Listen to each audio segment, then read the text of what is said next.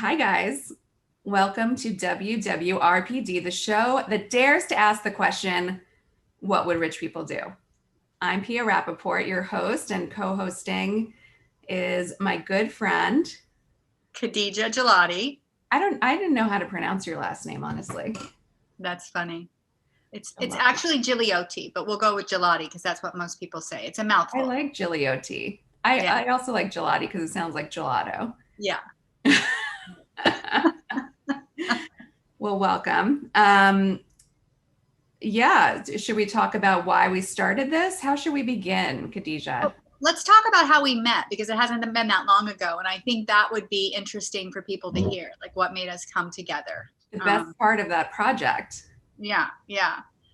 We were working together on a project that's actually down here in Columbia, Maryland. And it was actually more Pia's project. Well, I had a big part in the other end of the project, but I feel like it was your project first. it was my project first. And then the client, who happens to be related to Pia offered to actually do the project for her as a gift. So she came down and, I had already been working with her mother-in-law for quite some time.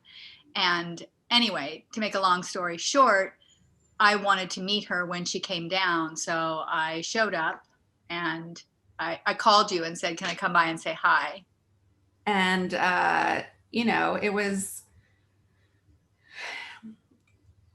a rough project because it was somebody moving out of their family home into a condo, kind of downsizing and making a huge change. And, so there was a lot of emotions involved. But as soon as I saw Khadijah and her highlights, I was like, this is going to be good. And you were nervous about meeting me. I was nervous about meeting you because I didn't want to,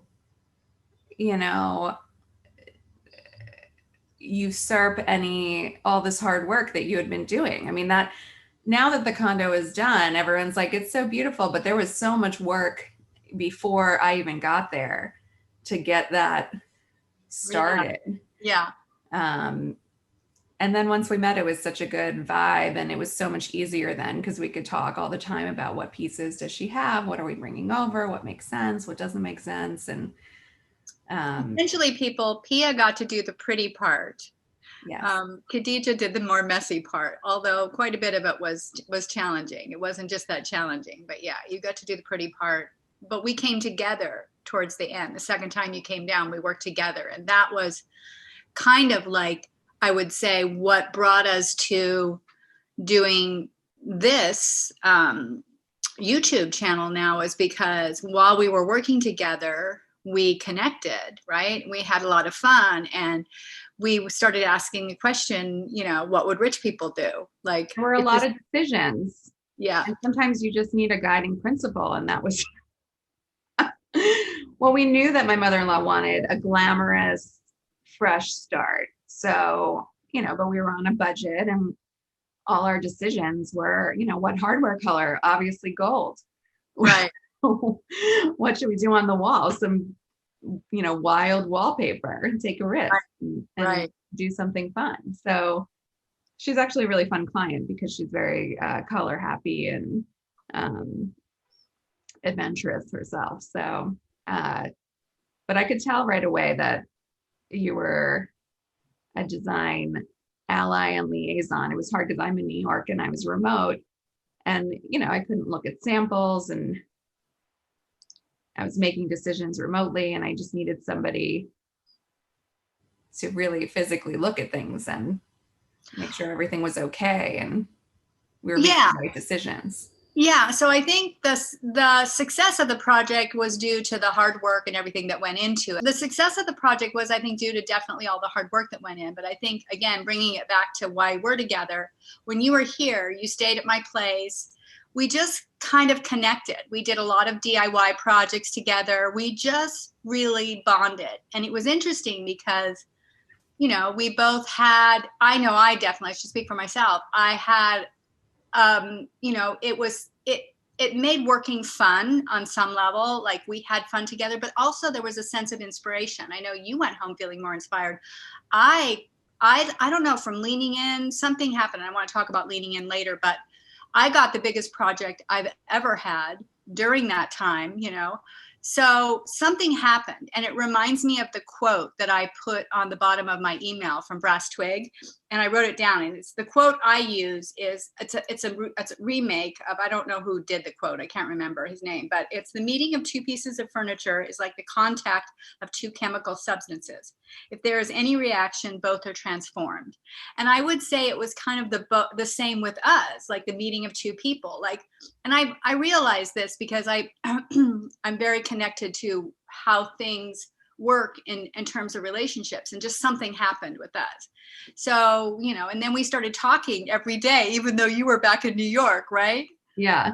And then we were like, why don't we record these conversations? Because we're having fun. Exactly. But yeah, I did have a sort of an awakening, a creative awakening, because it's been a hard year and things are kind of the same all the time around here. And especially in New York, it's, you know, an isolating experience this year. And I came back and I wanted to draw and I wanted to, you know, make new things, and we should tell people what we do. Oh, that's a good idea. So I founded and run a company called Falopia. It's a home decor company, and we do mostly soft goods, pillows, tissue box covers. We have some lifestyle products. And I started that after my daughter was born. Before that, I was working in fashion for a long time for Ralph Lauren and Tory Burch, and working on all of their design babies. And I wanted my own design baby along with my actual baby. Yeah. So that's my story. A wonderful story it is. And so I do interior design. I have an interior design business. It's called the Brass Twig. I have two careers. That's primarily where most of my energy goes right now. But prior to starting my interior design business, I did relationship coaching, and I counsel people, but I can't say that because I'm not in the system, so to speak, in terms of, but I've been doing it for a long time. And again, both of the work that I do, it always ties back to the relationships, you know. Furniture in itself, a piece may not be my style, but you put it with something else and all of a sudden something else looks really good. It's always about the relationship. So I do both the coaching and obviously the what you call that, the design and decor, the visual. And yeah, I get to be creative mostly, and that's what makes me happy. That's what makes me feel rich. And when we're talking about what would rich people do, I think that's another thing we should probably break into. You know, we're really talking about, you know, not necessarily, it's really like, what would they do? Because I'm not rich, you know, I'm not what you would call like super rich. I'm not struggling, you know, I'm not struggling, but at the same time, like we think in terms of that, like how to access it through your own abundance, through your own creativity, through your own wisdom. Like it's basically tapping into the resource of abundance, of beauty, of you know, limitlessness. Yeah, I think that last point, there's like a certain freedom to it. I remember at one point during the project, I don't know, there was a problem with some plumbing piece or something, and we're going back and forth, and you were like, Pia, what would rich people do? And I said that we would let the vendor handle it and give me a report at the end of the day. Like, I don't have time for this. Right. You can just sort of let things go when you're in that mindset of like, I'm going to focus on what brings me richness, what brings me joy, and what brings me, you know, completeness, and let other people handle, you know, right, what they can. And I did that a lot in the early part of my career. I had, you know, teams of people, and I would really hold their hands, and, you know, you can't really grow, you know, you need to train and mentor people, but you can't really grow until you let people take control of their domain. Yeah. I mean, then you have a sense of self-responsibility, right? You are accountable, and you own that. that, other people are not necessarily standing in your way. It's just about bringing yourself forward. It's about leaning in.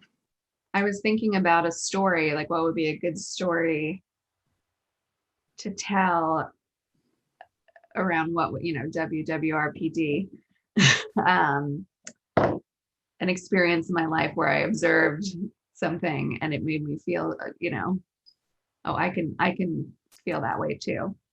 So when who was I pregnant? I was pregnant with someone. I think it was Lucas and my second child. And Seth, my husband, had his 10-year anniversary at his company, and they wanted to give him a really nice gift. And they asked me what he would want. And I said either Hamilton tickets or a certificate to go to Per Se, which is like the most expensive restaurant in New York City. I think it's like $700 for two. Mm-hmm. Anyway, it's expensive. It's expensive just didn't have lunch there. It's like a certain number of courses, and then you can do like the wine, and it can end up being astronomical. And it's like hours long. Anyway, that's what they chose to give him. But I was pregnant, and I was like, I can't go to a tasting, multi-course meal. Like I can't fit anything else in here, let alone like 7 courses of really impressive food. So we waited, and then it was like a year later, maybe it was even longer than a year later.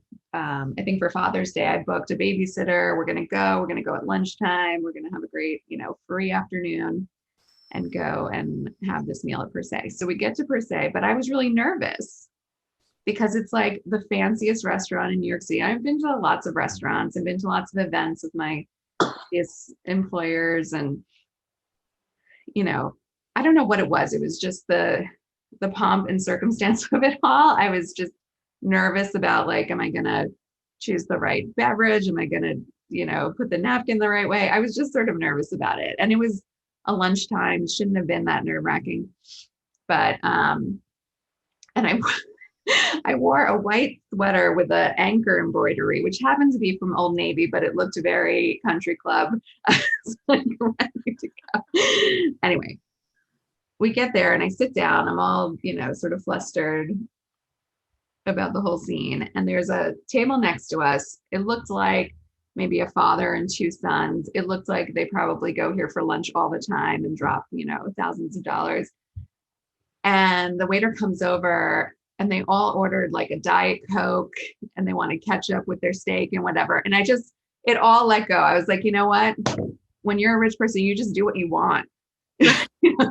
There's no embarrassment. I want a Diet Coke on ice, and I want a well-done steak with ketchup. That's what I want.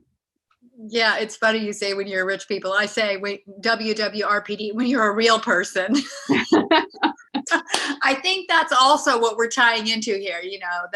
The catch, what we came up with, and what would rich people do, is also what would real people do in terms of abundance and right around being rich. That's so funny that you said that, because it is. There's something about being able to live in your own skin and live in the world and stand in that and own that and be authentic.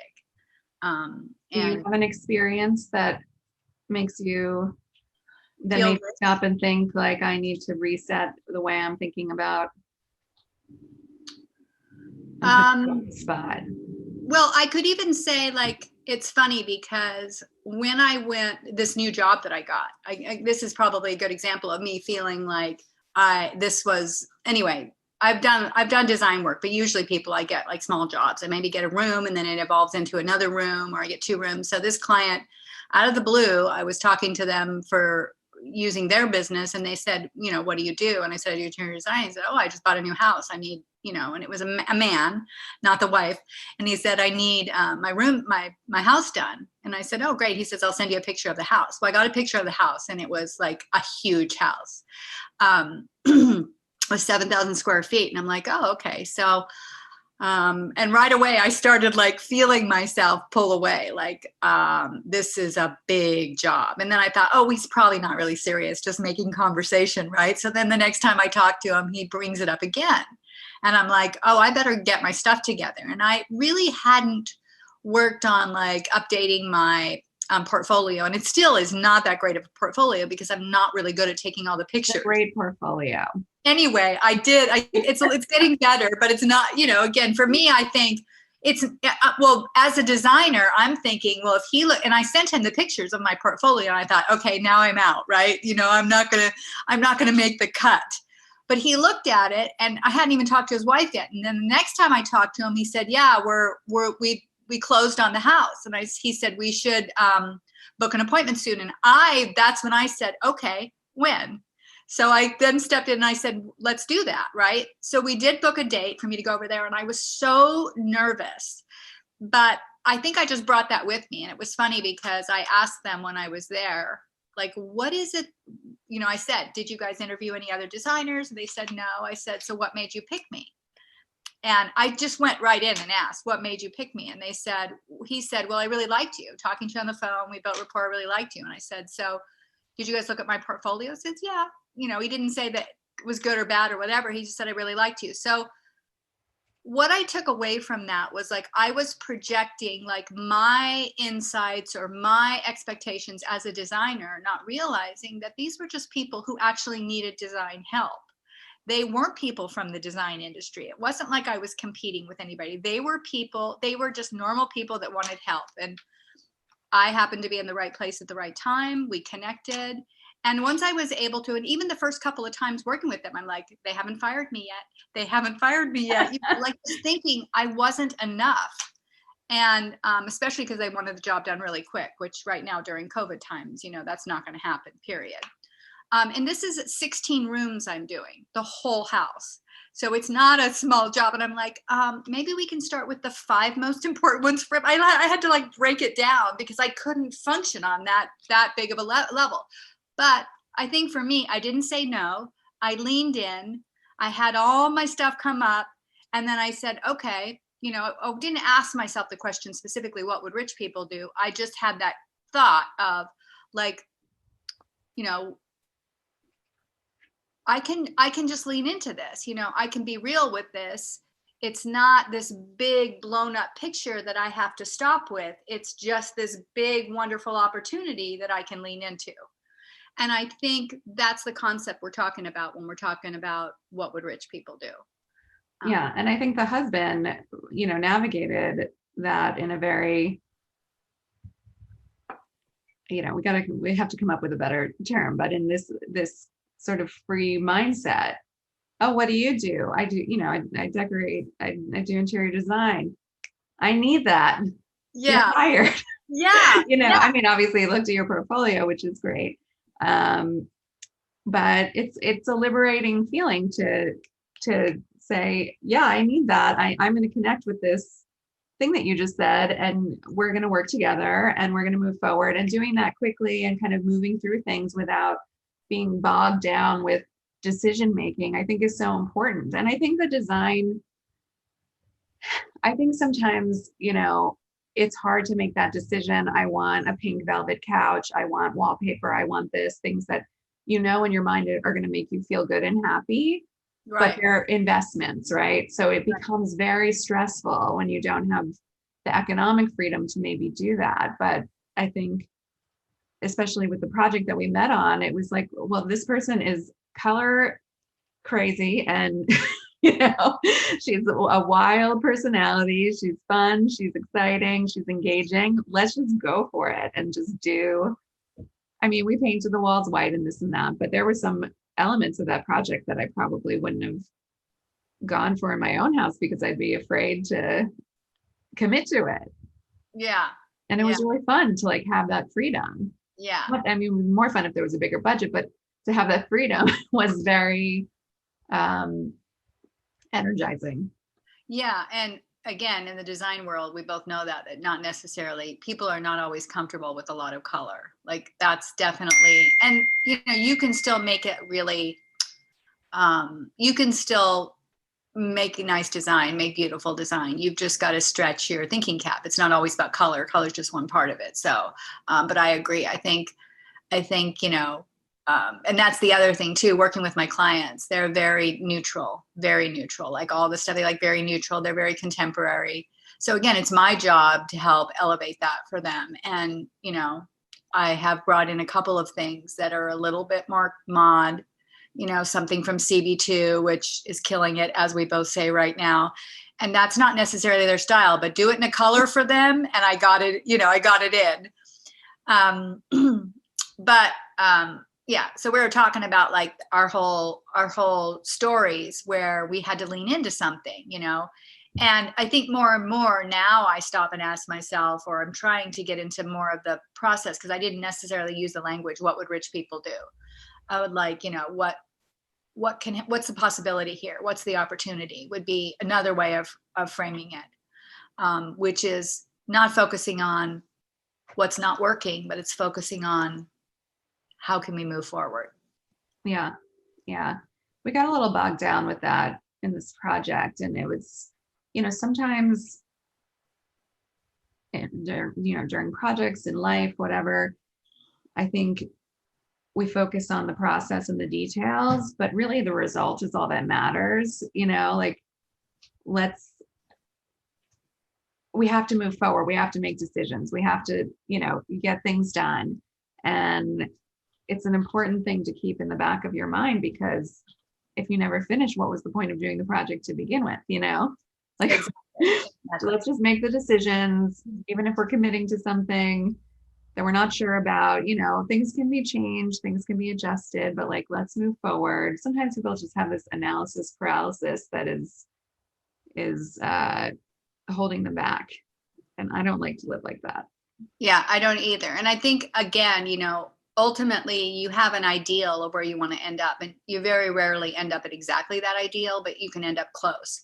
And I think that's part of trusting that the process is part of the end result. Like for you and I, like when we did this project, we had no idea that this was going to happen out of that project. It was like an extra added takeaway, right? I mean, ideally it was about the client being happy, but this was an extra added takeaway. Bonus. Yeah. And I think that is always really important. Like I always try to look at that. And I think we talked about closing the call with something like that question, which I don't know where we are at time. Do you? I think we probably should wrap it up. Yeah. Yeah. Cause you know, so what's people got to get on with their lives. What are we going to do for our next talk? So we told everybody what WWRPD is, which. Yes. So our next topic is the holidays. Okay. And navigate the holidays in a rich way. In a rich way, living in the holidays. So next week we'll talk about the holidays. And so Pia, what's your takeaway from today's conversation? I think my takeaway is, you know, just to be open to new projects, new ideas, because you never know what the result could be. Now I have this friend who is 100% willing to have dumplings and margaritas every night with me. That's what we need to do. I never expected that on this project. So awesome. So my takeaway from today is the fact, because it was such a surprise and such an eye-opener, was the fact that we showed up on this call and people, honestly, we did not have a conversation, like dressed.